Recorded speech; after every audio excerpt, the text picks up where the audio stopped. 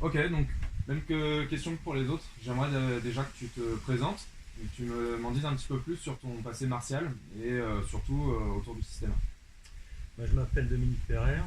Je viens du karaté d'une école japonaise qui s'appelle Shotokan Oshima, que j'ai pratiqué pendant 30 ans. Et j'étais de plus en plus attiré par les aspects santé, psychologiques aussi. Et, euh, et donc, du coup, si je suis venu à ce stage, à ce séminaire, c'est que je suis attiré par l'enseignement d'André Karimov, et par ses aspects notamment psycho-sociaux ou socio-anthropologiques. Et c'est un système qui peut ouvrir sur un autre type de travail, qui est un travail sur le développement personnel, qui peut être à destination de gens qui n'ont pas forcément envie de pratiquer des arts martiaux. Et donc j'ai très envie de poursuivre et de développer justement ces aspects socio-anthropologiques dans le cadre d'un art martial, que je trouve très complet. Ça marche. Et par rapport à ce séminaire, qu'est-ce qui t'a marqué, que ce soit dans l'intégralité du séminaire ou dans les deux thèmes que l'on a abordés? Est-ce qu'il y a quelque chose qui t'a marqué et que tu aimerais vraiment dire un petit peu là? Forcément la pédagogie d'André. En plus, il travaille avec des enfants, des adolescents, et avec des adultes. Et il a une pédagogie à chaque fois qui s'adapte aux différents âges.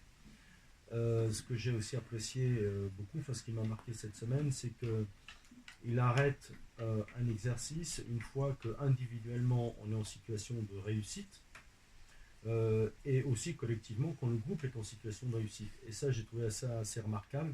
J'ai remarqué à chaque fois. Et c'est aussi une des caractéristiques de l'enseignement de la pédagogie dans le. Et qu'est-ce que tu pourrais dire par rapport, encore une fois, aux deux thèmes que l'on a abordés, que ce soit le bâton ou les frappes, que tu trouves, qu'est-ce que tu as trouvé très intéressant, vraiment dans les thèmes, pas dans la pédagogie, mais dans les thèmes, de la façon dont on les a travaillés. Qu'est-ce qui, d'après toi, est intéressant et qu'est-ce qui en fait quelque chose de différent par rapport à d'autres arts martiaux ou à d'autres écoles? Ce qui est remarquable enfin ce que j'ai pu aussi encore apprécier pendant ce séminaire, c'est le travail sur le temps, sur le timing, sur l'espace-temps. C'est quelque chose que je connaissais déjà de l'école Oshima, et notamment il y avait deux principes, qui est le Gonosen, qui est un travail où on bloque et on contre-attaque. Ici, avec André, on a travaillé beaucoup ce qu'on appelait dans notre école, ce qu'on appelle le sen-o-sen, c'est-à-dire l'attaque dans l'attaque. Et on a l'impression, quand on voit travailler André, qu'il a tout son temps. On peut être très agité sur l'attaque, et lui, il a tout son temps, et il est juste.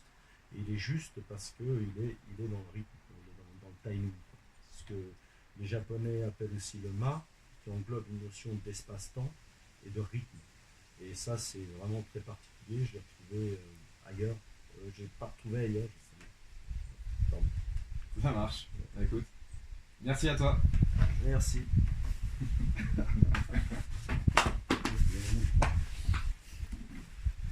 Ouais, tu vois, c'est pas bien long, hein, c'est. Ouais, j'espère que j'ai pas tombé